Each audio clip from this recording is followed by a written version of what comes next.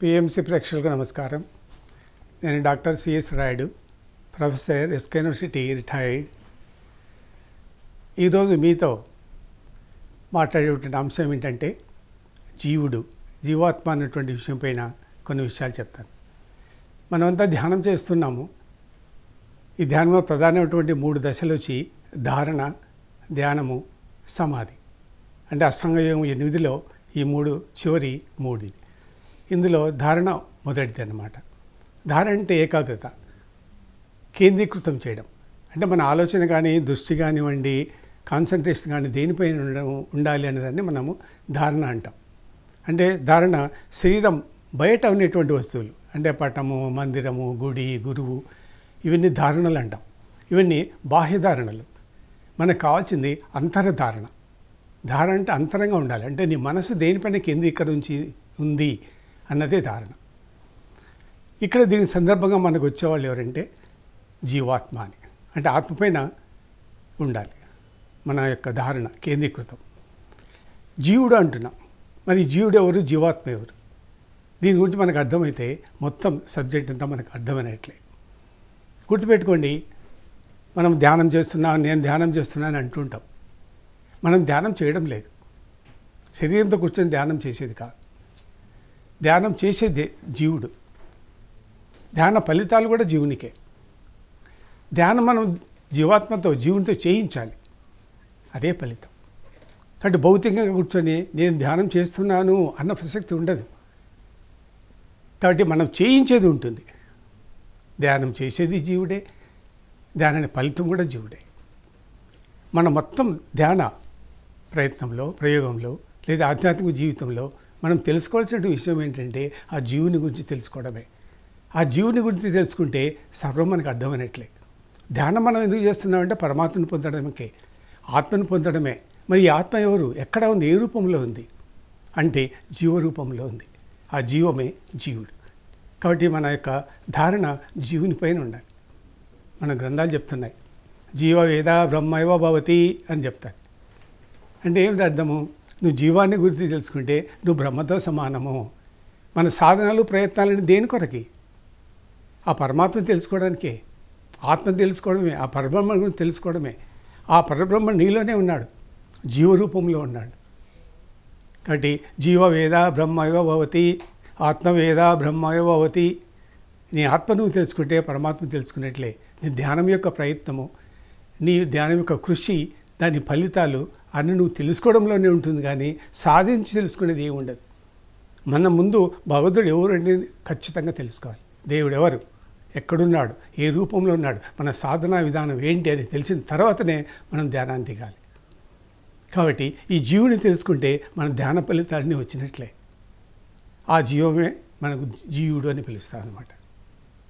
జీవవేద బ్రహ్మయో భవతి అంటే జీవజ్ఞానమే బ్రహ్మజ్ఞానం. మీకు మౌనంలో చెప్పాను. మీకు ధ్యానానికి ప్రధానమైన మూల వస్తువు జ్ఞానం అని. ఆ జ్ఞానమే జీవజ్ఞానం, ఆత్మజ్ఞానం. కాబట్టి ఆ జ్ఞానం చేరిన తర్వాత మనం చేసేది ధ్యానం.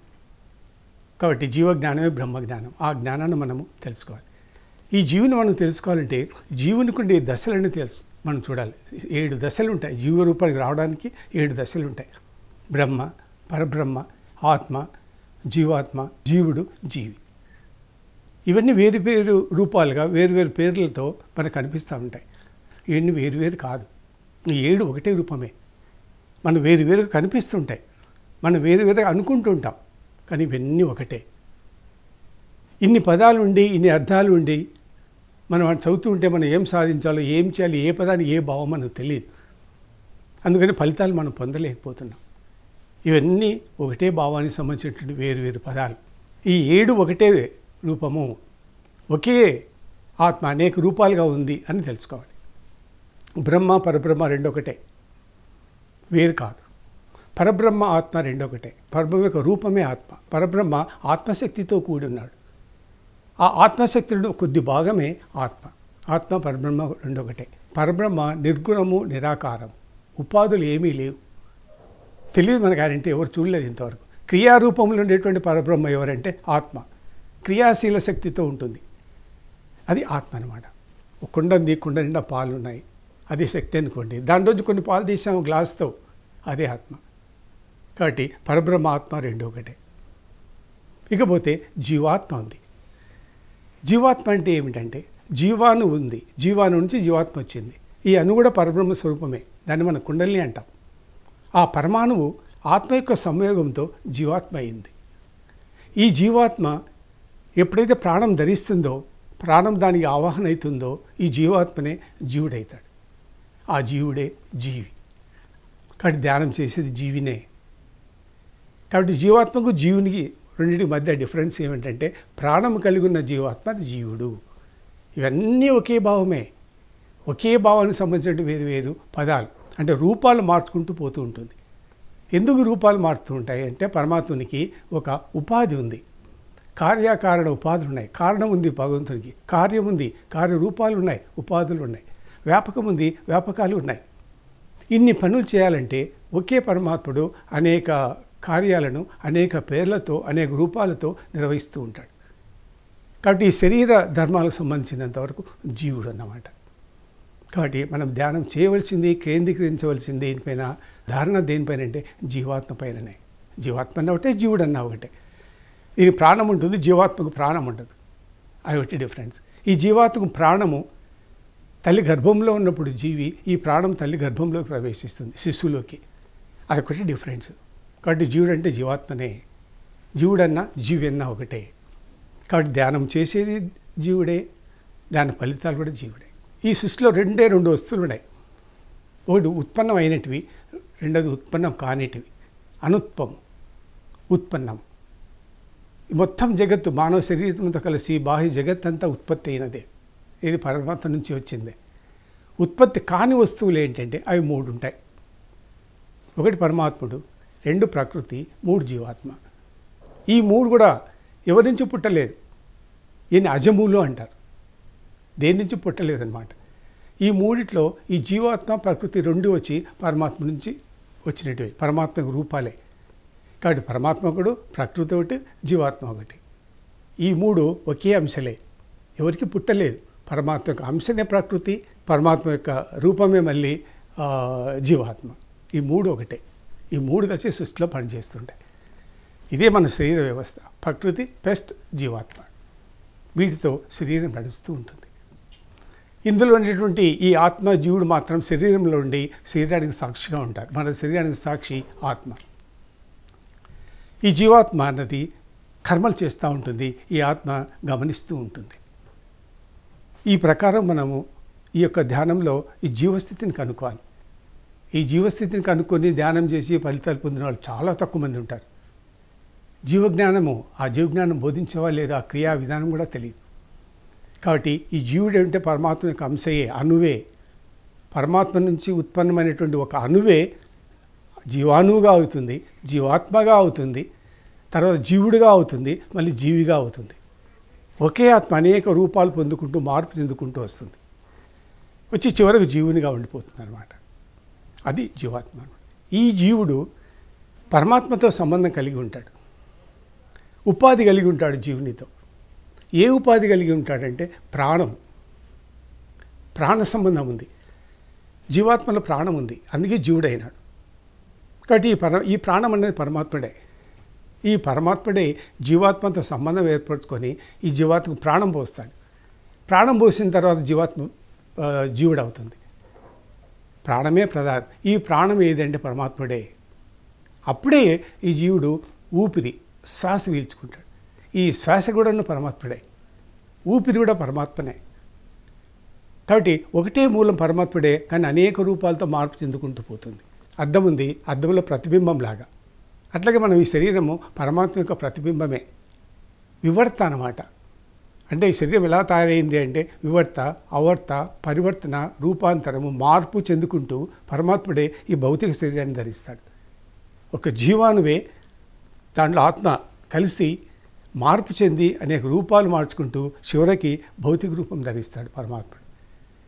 అందుకే మనము పెద్దలు కూడా చెప్తుంటారు, దేవుడు శరీరంలోనే ఉన్నాడు.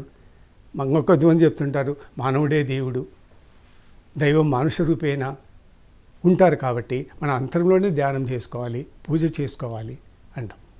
అందుకే శ్వాస ద్వారానే మనం ధ్యానం చేసుకుంటాం. ఎందుకంటే శ్వాస పరమాత్ముడు, ఊపిరి పరమాత్ముడు.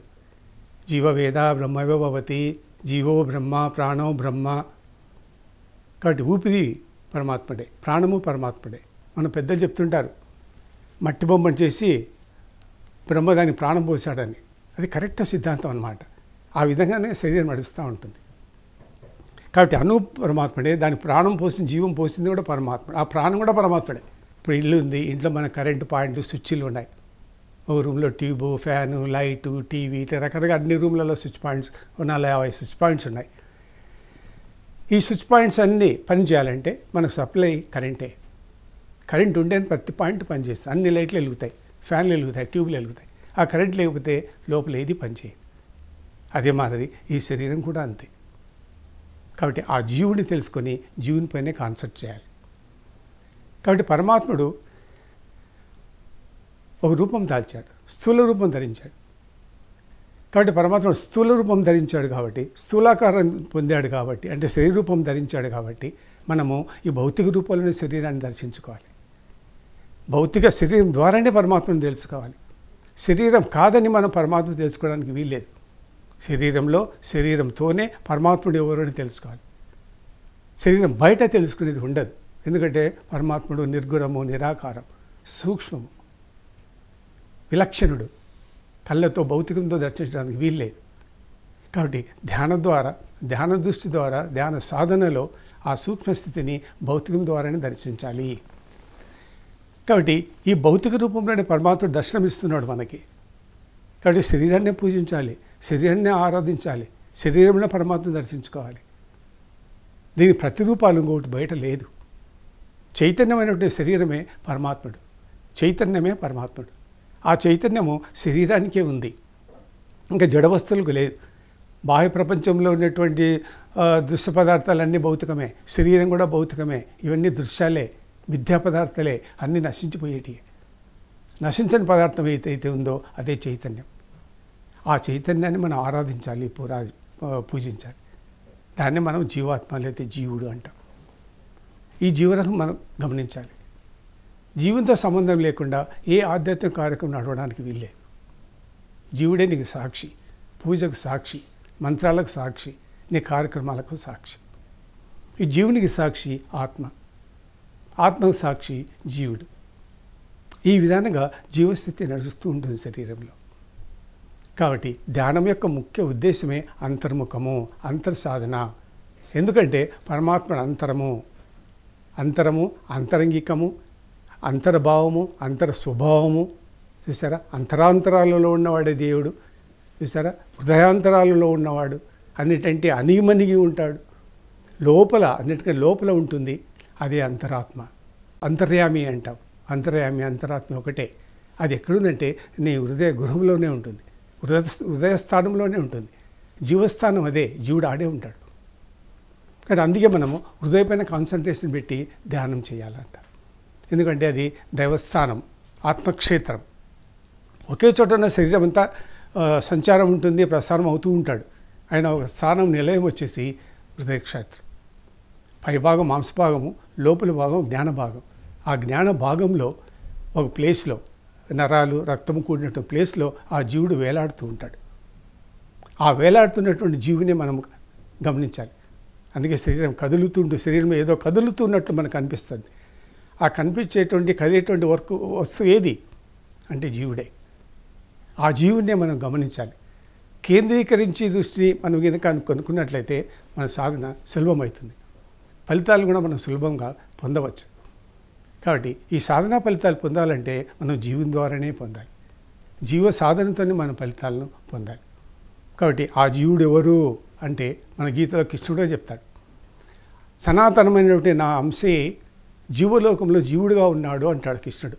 సనాతనమైనటువంటి నా అంశ అంటే పరమాత్ముని అంశనే జీవుడు. ఆ జీవుడే జీవలోకంలో ఉన్నాడు అంటాడనమాట కృష్ణుడు. అంటే మనలో ఉన్నటువంటి జీవుడు ఎవరంటే ఆ పరమాత్మ యొక్క స్వరూపమే. అంటే ఈ సృష్టికి గర్భకారణమైనటువంటి ఈ సృష్టికి పరమాత్మ యొక్క అంశ, పరమాత్మ యొక్క రూపం దేంట్లో ఉందంటే బిందువులో ఉంటుందన్నమాట. బిందువు అంటే శుక్ల బిందువు. ఆ బిందువులో చైతన్యం ఉంటుంది. ఆ చైతన్యం ఏదంటే జీవుడే, జీవాత్మనే. జీవాత్మ నివసించేటువంటి స్థలము ఆ వీర్యమే. అందులో జీవుడు నివసిస్తుంటాడు. కాబట్టి భగవంతుని యొక్క రూపం ఎక్కడుందంటే అక్కడుంది. అక్కడి నుంచి జీవస్థితి మొదలవుతుంది. కాబట్టి బీజస్థంలో ఉండేది పరమాత్మనే. కాబట్టి పరమాత్ముడు బీజస్థుడు, అండస్థుడు, పిండస్థుడు. అందుకే అండము, పిండము, బ్రహ్మాండము అన్ని పరమాత్ముడే. జీవాను, ఆత్మ యొక్క అణువు, దీని యొక్క శక్తి ఎంతంటే కోటి సూర్యులు ప్రకాశిస్తే ఎంత శక్తి తేజస్సు ఉంటుందో అంత శక్తి తేజస్సు ఆత్మలో ఉంటుంది. కానీ శరీరానికి ఎంత అవసరమో అంత శక్తితోనే అది పనిచేస్తుంటుంది. కాబట్టి శక్తి అంతా మన శరీరంలోనే ఉంది. కానీ దాని రూపం ఏంటి, ఎలా ఉంది, దాన్ని ఎట్లా యాక్టివేట్ చేయించాలి, ఎలా మనం పొందాలి అన్నది మాత్రము మనం ధ్యానం సంపాదించి సాధనలో దాన్ని అనుభూతి పొందాల్సిందే.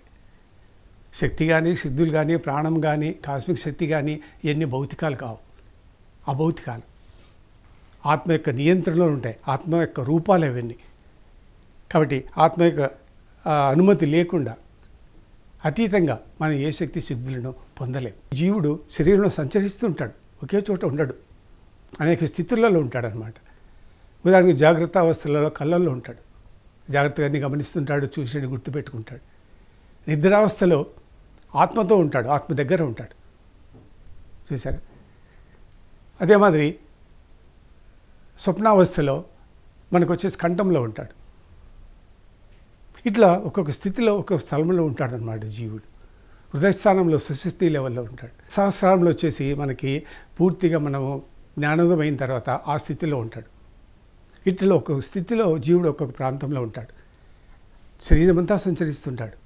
జీవుని యొక్క పరిమాణం సైజు అణువు మాత్రమే ఉంటాడు, ఎక్కువ ఉండదు. ఆ అణువు యొక్క ప్రమాణం ఎంత అంటే మన వెంట్రుక సైజు ఎంత ఉందో దాన్ని మళ్ళీగా 1000 భాగాలు చేస్తే ఎంత చిన్నది పరమాణు అవుతుందో అంత సైజు ఉంటాడు జీవుడు. శరీరం అంతా సంచరిస్తూ ఉంటాడు. ఒకే చోట ఉన్న శరీరం అంతా ఆ ప్రాణశక్తి, జీవశక్తి ప్రసారం అవుతూ ఉంటుంది. ఉదాహరణకని మనం శరీరంలో ఏదో ఒక భాగంలో సెంటు పట్టించుకున్నాం అనుకోండి, ఇక్కడే పట్టించుకున్నాం అనుకోండి, ఈ సెంటు శరీరం అంతా వాసన వస్తూ ఉంటుంది, కానీ అది ఎక్కడుందో తెలియదు. ఆ మాదిరిగా జీవుని యొక్క శక్తి, జీవశక్తి, ప్రాణశక్తి శరీరం అంతా ప్రవహిస్తూ ఉంటుంది. ఆ ప్రవాహం మనం కనుక్కోవాలి. జీవుడు ఎక్కడెక్కడ ఏ ప్రాంతంలో ఉన్నాడు, జీవుని మనం ఎలా నడుపుకోవాలి, ఏ ప్రయోజనాలకు ఉపయోగించుకోవాలి అని. ఎందుకంటే జీవుడి శరీరం నుంచి బయటకు వెళ్ళిపోతాడు మరణ సమయంలో. నవరంధ్రాల ద్వారా జీవుడు శరీరం నుంచి బయటకు వెళ్ళిపోతాడు. ఒక్కొక్క రంధ్రంలోంచి బయటికి వెళ్ళేటప్పుడు మనకు ఒక్కొక్క రకమైనటువంటి పరలోకాలు పోతుంటాం. పితృలోకమని, బ్రహ్మలోకము, సూర్యలోకము, చంద్రలోకమని. కాబట్టి ఆ జీవుడు ఏ రంధ్రం నుంచి వెళ్ళిపోతున్నాడో దాన్ని బట్టి మనకు లోకాలు లభిస్తాయి. కాబట్టి జీవుడు ఎలా వెళ్తున్నాడు, ఏ రంధ్రం ద్వారా వెళ్ళిపోతున్నాడో మనం కనుక్కోవాలి. ఏ రంధ్రం నుంచి జీవుడు మన సమయంలో శరీరం నుంచి బయటపోతాడో ఆ అవయవం నశించిపోతుంది. అది గుర్తుపెట్టుకోవాలి. బతుకున్న వాళ్ళు కానీ, సాధన చేసేవారు కానీ, మరణ సమయంలో ఎవరైనా ఒక వ్యక్తి బెడ్ పై నుండి ఇంకా అబౌట్ టు డై, మరణిస్తాడు అనేటువంటి సమయం ఉన్నప్పుడు ఆ అవయవం నశించిపోయి ఉంటుంది. ఇప్పుడు జీవుడు కళ్ళలోంచి పోతాడు అనుకోండి, మరణ సమయంలో వాడి కళ్ళు ఉండవు. చెవులోంచి పోతుంటాడు అనుకోండి, వాడు మూయివాడే ఉంటాడు. ఇంకొక రంధ్రంలో పోయింటాడు అనుకోండి, ఆ రంధ్రం డెడ్ అయిపోయి ఉంటుంది. దాన్ని మనం అపాదం అంటాం. ఏ రంధ్రంలోంచి జీవుడు శరీరంలోంచి బయటిపోతున్నాడో దాన్ని అపాదము అంటాం. గమనం, జీవుని యొక్క గమనం ఎలా పోతాడో అలా పోతుంటాడు. కాబట్టి ఈ జీవుడు శరీరంలో సంచరిస్తుంటాడు, బయట సంచరిస్తుంటాడు. శరీరంలో నాడులంతా సంచరిస్తుంటాడు, బాహ్యంలో కూడా సంచరిస్తుంటాడు. మనం అనుకుంటాం జీవుడు స్థిరంగా ఒకే చోట మన శరీరంలో ఉన్నాడని. కాదు, బాహ్యంలో అన్ని చోట్ల సంచరిస్తుంటాడు. ఇంకొక శరీరంలోకి పోతాడు, ఇంకొక లోకాలకు పోతాడు, పరలోకాలకు పోతాడు, పుణ్యలోకాలకు పోతాడు. తర్వాత ట్రాన్స్యుగంలో మనము ఇతర గ్రహాలకు వెళ్ళొచ్చు, జీవాత్మను, జీవప్రజ్ఞను తీసుకొని. ఇట్లా అనేక లోకాలలో జీవుడు ప్రయాణం చేస్తుంటాడు. ఎందుకంటే జీవునికి గతి గమనాలు ఉన్నాయి. కాబట్టి జీవుడు అన్నవాడు పరమాత్మనే. వింటాడు, కదులుతాడు, స్పర్శ అర్థమవుతుంది, అన్ని జీవునియే. మనసు, చిత్తము, చూసారా, బుద్ధి, అహంకారము జీవునియే. తర్వాత ఇంద్రియ వృత్తులు, మనోభావాలు, మనోవృత్తులు, చిత్తవృత్తులు ఇవన్నీ చేసేది జీవుడే. అరిషడ్ వర్గాలు ఉంటాయి, ఈ అరిషడ్ వర్గాలు కూడా జీవునికే ఉంటాయి.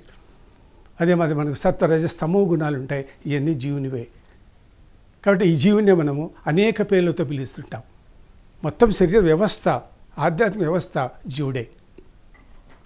మరణించిన తర్వాత ఇదే జీవుని మనము ప్రేతాత్మ అని పిలుస్తాం. ప్రేతము, దయ్యము, భూతం అని పిలుస్తాం. ఆ ప్రేతాత్మనే అది. ఆ జీవుని మనం ప్రేతాత్మ అంటాం. భూతము అంటుంటాం. భూతం అన్నది లేదు, అది మన యొక్క ఊహ అన్నమాట. అంతే. శరీరం వదిలిన జీవాత్మ, శరీరం లేని ఆత్మ రెండు ఒకటే. భూతాత్మ అంటే, భూతం అంటే గతించని కాలంలో, గతించని కాలంలో ఏ శరీరం అయితే ఉందో ఆ శరీరం మరణించిన తర్వాత ఉండదు. కాబట్టి ఈ జీవుడు ఆ భూతాన్ని చూస్తూ ఉంటాడు. భూతం అంటే జీవాత్మ లేని శరీరం అన్నమాట. గతించిన శరీరాన్ని గురించి ప్రస్తుత జీవి ఆలోచన చేస్తుంటాడు. ఇదే నా శరీరం ఎక్కడుంది, పాత శరీరం అని. కొత్త శరీరం కొరకు వెతుకుతూ ఉంటాడు. అదే ఆ జీవుని కొరకే. జీవుడు ఆ మాదిరిగా ప్రవర్తిస్తూ ఉంటాడు. మనం ఆ జ్ఞానం తెలుసుకోవాలి, దాన్ని సాధించుకోవాలి. మనకి ఎన్నో పరలోకం ఉంటాయి. సూర్యలోకము, చంద్రలోకము, పితృలోకము, మోక్షలోకము. ఈ లోకాలకు పోయేది జీవుడే. మనం పోవాలంటే ఎలా పోవాలి, ఆ స్థితిలో ఎలా సాధించాలి? జీవుని సాధించింది వాటిని సాధించాలి. అదే మాది ట్రాన్స్క్రియా విధానం అని ఉంది. పరలోకాలకు, నక్షత్ర లోకాలకి, ఇతర లోకాలకు పోవడం ఎలా పోవాలి? ఆ జీవుని ద్వారానే పోవాలి. కాబట్టి ఈ జీవజ్ఞానం లేనిది మనం ఈ ట్రాన్స్ అంటే జీవాత్మ శరీరం నుంచి విడదీసి ప్రయాణింపచేయడం. అది ప్రయాణం చేయాలన్నా కూడా మనకి ఆ జ్ఞానం తెలిసి ఉండాలి. ఆ జ్ఞానం తెలిసి ఉండాలంటే ఈ జీవజ్ఞానమే ఉండాలి. జీవవేద బ్రహ్మయ భవతి అనేటువంటి సూత్రము అదే. కాబట్టి ధ్యాన వ్యవస్థ అంతా జీవుడే, ధ్యాన విధానం అంతా జీవుడే. కాబట్టి ఈ జీవుడు ఎక్కడున్నాడు, ఎలా ఉన్నాడు అని మీరు ధ్యానంలో ఏకాగ్రతతో గమనించాలి. ఈ హృదయస్థానంలో గమనించాలి. ఈ హృదయస్థానం ఎలా ఉంటుందంటే ఇట్లా ఉంటుందన్నమాట. ఈ మాదిరిగా సీజన్లో మామిడికి పూత పూస్తుంటుంది, ఇట్లా ఉంటుందన్నమాట గుత్తి. అందులో చిన్న చిన్న పిందెలు ఉంటాయి, చూసావా? అది హృదయస్థానం అన్నమాట. అది హృదయం. దీంట్లో గుండెలు ఉంటాయి, 5 రకాల గుండెలు ఉంటాయి అన్నమాట. నేరేడు గుండె, దొమ్మ గుండె, పిత్త సంచి, గుండెకాయ, ముక్కెన గుండెకాయ అని 5 రకాల గుండెకాయలు ఇక్కడ ఉంటాయన్నమాట. ఇందులో ముక్కెన గుండెకాయ అని ఒకటి ఉంటుంది. ఆ ముక్కెన గుండెకాయలో జీవుడు ఉంటాడు. అది అదొక నరం అన్నమాట. ఆ నరంలో జీవుడు ఉంటాడు. ఎలా ప్రవేశిస్తాడు అన్నటువంటి మనకు మూర్ధస్విమ అని ఒకటి ఉంది. ఇది మూర్ధస్విమ, బ్రహ్మరంధ్రం. ఇది దాని కింద 2 ఇంచుల కింద మూర్ధస్విమ అంటాం. బాహ్యం నుంచి శరీరంలో ప్రవేశిస్తాడు, అదే మా శరీరంలోంచి బయటకు వెళ్ళిపోతాడు. అది మూర్ధస్విమ. అంటే ఇక్కడ నుంచి మనకు 101 నాడులు ప్రయాణం చేస్తాయి. అందులో ఒక నాడి ముక్కెన గుండెకాయలో ఉంటుంది. ఆ ముక్కెన గుండెకాయలో జీవుడు ఉంటాడు. ఆడ ఒక తేమ ఉంటుంది ఆ నాడీ పదార్థంలో. ఆ నాడీ పదార్థం తేమలో జీవుడు తేలాడుతూ ఉంటాడు. ఎప్పుడైతే ఆ తేమ ఆరిపోతుందో అప్పుడు జీవుడు శరీరం నుంచి బయటకు వెళ్ళిపోతాడు. ఆ క్రియా విధానం మనం తెలుసుకోవాలి. జీవుని ఆ క్రియా విధానంలో బయట పోకుండా చేయాలి. కాబట్టి మనం మరణం తప్పించుకోవాలంటే ఏం చేయాలంటే ఆ జీవుని నశింపచేయాలి. జీవుడి శరీరంలో ఉన్నంతకాలము నీకు మరణం తప్పదు. కాబట్టి ఈ జీవుడి శరీరం నుంచి బయటపోకుండా చేయడమే మోక్షం. అంతే కదా. శరీరం జీవుడు వదిలాడంటే పునర్జన్మ తప్పదు. మోక్షం రావాలంటే జీవుడి శరీరంలోనే నశించిపోవాలి. దీన్ని మన ఈదరి ప్రాణమయ శరీరం అంటాం. ఈ ప్రాణమయ శరీరంతో జీవుడి శరీరం నుంచి బయటిపోతాడు. కాబట్టి ధ్యానంలో మనం ఏం చేయాలంటే ఈదరిక్ బాడీ, ఈ ప్రాణమయ శరీరాన్ని నశింపచేయాలి. నశింపచేస్తే ఈ జీవుడి శరీరం నుంచి బయటకు పోవడం ఉండదు. ఈ జీవాత్మ అనేది కాలక్రమేణా నశించిపోతుంది, పునర్జన్మ ఉండదు. కాబట్టి పునర్జన్మ తప్పించుకోవాలి అని ఆలోచన చేస్తారో వాళ్ళంతా ఈ ప్రాణమయ శరీరం, ఈదరిక్ శరీరం పైన మనం కాన్సన్ట్రేట్ చేయాలి. దానిపైన ధారణ పెట్టుకోవాలి. కళ్ళు మూసుకొని మనం ధ్యానం చేస్తున్నామంటే అంతరమున మనము ఎ లాట్ ఆఫ్ వర్క్, ఎంతో వర్క్ నడపాలి లోపల. స్లోగా ఒకటి ఒక్కొక్క స్టెప్ ఒక్కొక్క భాగంలో ఆ ధ్యానం జరుగుతూ పోవాలి. కాబట్టి కేవలం కూర్చొని ధ్యానం చేస్తున్నామంటే అది జడస్థితి అని అర్థం. అంటే భౌతికంలో శరీరంతో చేస్తాం. జడం అంటే చైతన్యం లేని స్థితి. చైతన్యం అంటే ఆత్మశక్తితో చేసేది, జీవుడితో చేసేది. నువ్వు జీవుడు కలిసి పనిచేయాలి. ఈ ఇంద్రియాలు నీ శరీరంతో సంబంధం కలిగి ఉంటుంది. కాబట్టి మనస్సు, బుద్ధి, చిత్తం, అహంకారము తదితర 96 తత్వాలు ఇవన్నీ జీవునితో సంబంధం ఉంటుంది. కాబట్టి మీరు జీవితోనే ధ్యానం చేయాలి. కాబట్టి అంతరంలో చేసేది జీవుడే, దాని ఫలితాలు కూడా జీవుడే. శరీరానికి ఏ ఫలితాలు ఉండవు. మరణ సమయంలో శరీరం ఒకటి నశించిపోతుంది అంతే. మన ధ్యాన ఫలితాలు ఎవరికి పోతాయి? జీవునికే పోతాయి. జీవుడే అనుభవిస్తాడు అవి మరుజన్మలో. కాబట్టి మనకి ఈ బెనిఫిట్స్ వచ్చాయి, నేను ఇది చూశాను, అది చూశాను, ఆసక్తులు వచ్చాయి, వీళ్ళు కనిపించారు, వాళ్ళు కనిపించారు, ఇన్ని భౌతిక విధానాలే. పరమాత్మను పొందడానికి సూచించినటువంటి రూపొందించేటువంటి ఒక విద్య ఇది ధ్యానం అన్నది. ఇది ప్యూర్ అంతరమైంది, అంతరంగమైంది, అంతరంగికమైంది, అంతరాంతరాలకు సంబంధించింది. అంటే అన్నిటికన్నా లోతులో ఏదుందో నీ శరీరంలో అదే మనము అంతర్యామి, అంతరాత్మ అంటాం. ఆ అంతర్యామి, ఆ తర్వాత ఆ అంతరంగం యొక్క అనుభవాలే ధ్యాన అనుభవాలు, మిగతా ఇన్ని భౌతిక అనుభవాలే. కాబట్టి మనం ఏం సాధించాలి, మన ధ్యేయం ఏంటి, మనం ఏ అనుభూతులు పొందాలి అనే దానిపైన మీరు ముందు నిర్ణయం తీసుకోవాలి. ధ్యానాన్ని కూర్చునే ముందు, కూర్చున్న తర్వాత కల్పించుకొని ఊహించుకొని ఫలితాలను వర్ణించడం కాదు.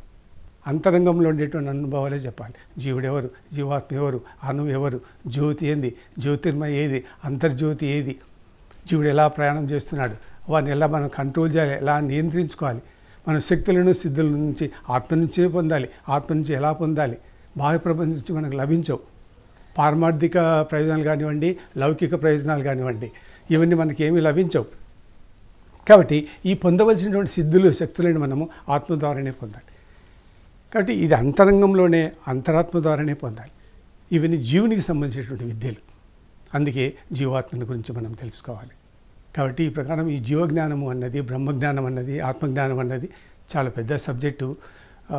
ఈ జ్ఞానం పూర్తిగా మొదలు మీకు మౌనంలో ఇంతకుముందు మారు చెప్పాను, జ్ఞానం ప్రధానమని. ఈ జ్ఞానంలో ఈ జీవజ్ఞానం కూడా ఒక భాగం. దీన్ని సంపాదించిన తర్వాత మీరు ధ్యానంలోకి దిగండి, మీకు మంచి ఫలితాలు ఉంటాయి. దీన్ని మనము ఆత్మార్పణం, ఆత్మ పూజ అంటాం, ఆత్మారాధన అంటాం. పోతులు బ్రహ్మం ప్రజలకు బోధించింది ఇదే కాలజ్ఞానం. అంతమంది గొప్పవాళ్ళు, ఋషులు, పెద్దవాళ్ళంతా బోధించింది ఆత్మజ్ఞానమే. వేదాలు ఉండేదంతా బ్రహ్మజ్ఞానమే, ఉపనిషత్తులు ఉండేదంతా ఆత్మజ్ఞానమే. యోగ వాసిష్టం 32,000 శ్లోకాలు అంత ఆత్మజ్ఞానమే. భగవద్గీత ఆత్మజ్ఞానమే. ఇట్లా మీరు ఏ గ్రంథమైనా చూసుకోండి, అన్నిట్లో ఆత్మతత్వం ఉంది. కానీ మనకు రూపాలు లేవు, ఆకారాలు లేవు, మూర్తులు లేవు, విగ్రహాలు లేవు. పరమాత్ముడు నిర్గుణము, నిరాకారము, రూపం లేదు, జ్ఞానము మూలము. ఈ విధంగా మీరు జ్ఞానం సంపాదించి మళ్ళీ మీరు ధ్యానాన్ని దిగండి, మీకు మంచి ఫలితాలు వస్తాయి. కాబట్టి ఈ యొక్క సూచనలతో మీరు ముందుకు సాగండి. మరికొన్ని విషయాలతో మళ్ళీ కలుసుకుందాం. నమస్తే.